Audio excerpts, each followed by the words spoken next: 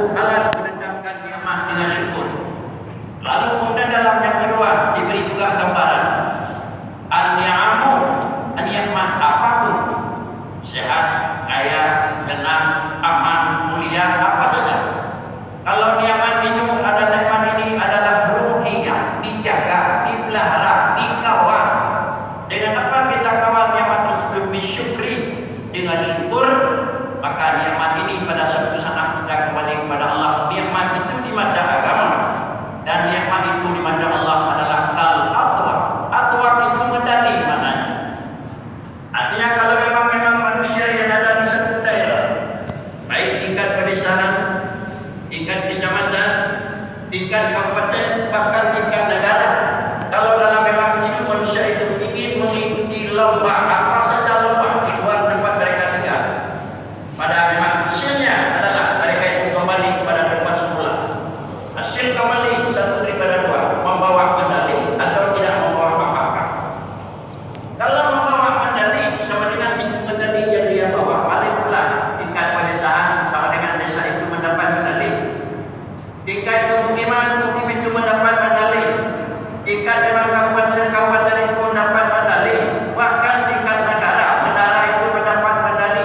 Padahal adalah kita melakukan adalah pertandingan banyak dengan negara-negara yang lain. Maka medali yang kita bawa pulang itu tergantung kita. Ada kala paling kurangnya perunggu, minimalnya adalah perak. Bahkan yang paling tinggi itu medali emas, itu tergantung kepada nilainya. Pokoknya mendapat medali.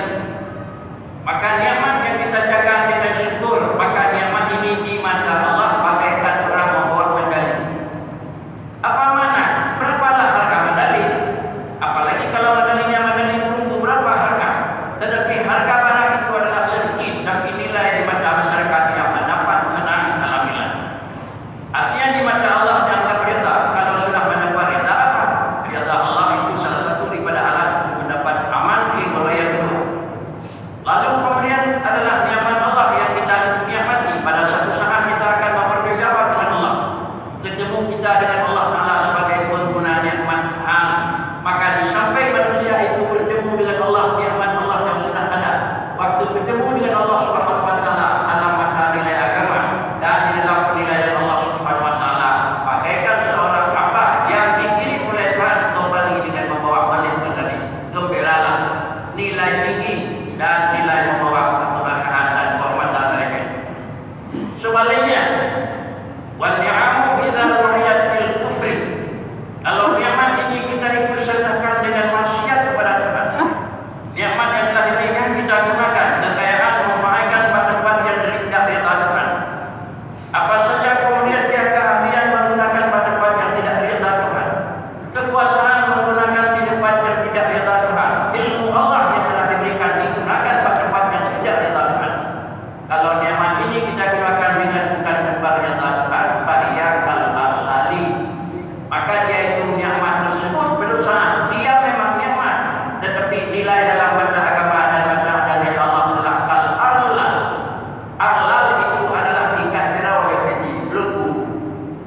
Setinggi dan sebesar apapun tidak. Kadang-kadang lari kemana lari, kita boleh berhenti ikat jerau, balai yang berubah. Itu boleh berikan kabupaten, balai yang berubah. Raya wilayah cukup kabupaten, daerah di Kojar pada dua wakil balai yang berubah. Cukup provinsi, balai yang di. Cukup nasional negeri, deko dalam luar negara, balai yang di. Betul dalam bawah jarau permintaan. Kalau demikian adalah membawa malu dan mengakibatkan kalian negara.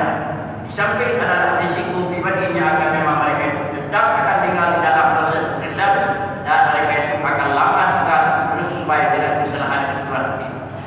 Para hadirin sekalian yang terhormat, kalau demikian semua kita adalah merupakan makhluk pengguna nikmat. Inginkah nikmat ini merupakan medali pada leher kita pada hari yang kedua? Atau ingin medalinya merupakan medali ini yang nikmat ini merupakan adalah halal, merupakan belenggu pada nikmat Allah. Kapan akan kita rasai? Adakala merupakan medali, adakala merupakan belenggu. Kapan masuk akhirat? Masuk akhirat tidak usah menunggu kapan kiamat lebih pada tahun 2020. Tapi masuk akhirat yang inilah adalah perpisahan antara roh dengan jasad. Hari ini hidup belum masuk ke dalam akhirat. Hari ini cabut nyawa sudah